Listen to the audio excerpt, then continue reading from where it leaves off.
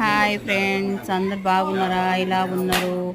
మా పుట్టింట్లో మా తమ్ముడు మా మరదలు రథం పెట్టుకున్నారు.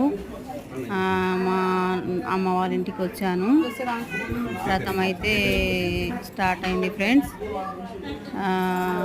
అందుకని నేను ఈ వీడియో పెడుతున్నా, చూడండి. మీరు కూడా ఇలా పూజ చేసుకోండి, మీ మొక్కులు ఉంటే. వీడియో నుంచి